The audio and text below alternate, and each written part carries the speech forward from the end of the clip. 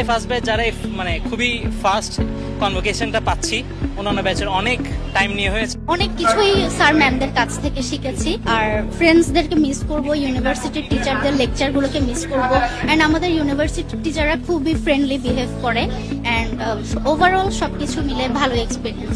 থেকে অনেক কিছু এক্সপিরিয়েন্স করে বের হয়েছি, দেন সাথে জব পাইছি। এটা তো আমার অনেক আশা ছিল, আমার মেয়ে করবে, গ্রাজুয়েশন করবে, আমি আসবো, আমার অনেক ভালো লাগতেছে।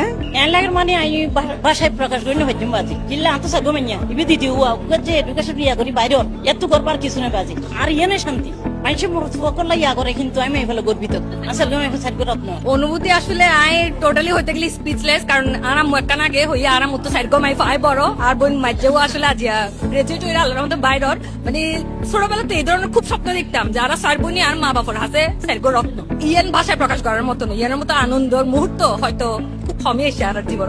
আজি আসলে আমি মনে করি আর জীবনের মধ্যে যা কিছু অর্জিত হই তন্মধ্যে ইয়ানে শ্রেষ্ঠ, কারণ এরকম একখান দিন পরে লই রাই স্বপ্ন আসিল আর স্বপ্ন আনাজি আল্লাহ পাকের রহমত ইনশাআল্লাহ বাস্তবায়ন হই ইয়ানুল্লাহ আর দনোজনে আজি অত্যন্ত হ্যাপি এবং অশেষ অশেষ ধন্যবাদ কর্তৃপক্ষকে এই ধরনের একখান আয়োজন খুবই ভালো লাগে। আলহামদুলিল্লাহ আমরা এত খুশি আছি যে লেখাপড়া করছে, ভালো একটা দিচ্ছে, আমরা খুব খুশি।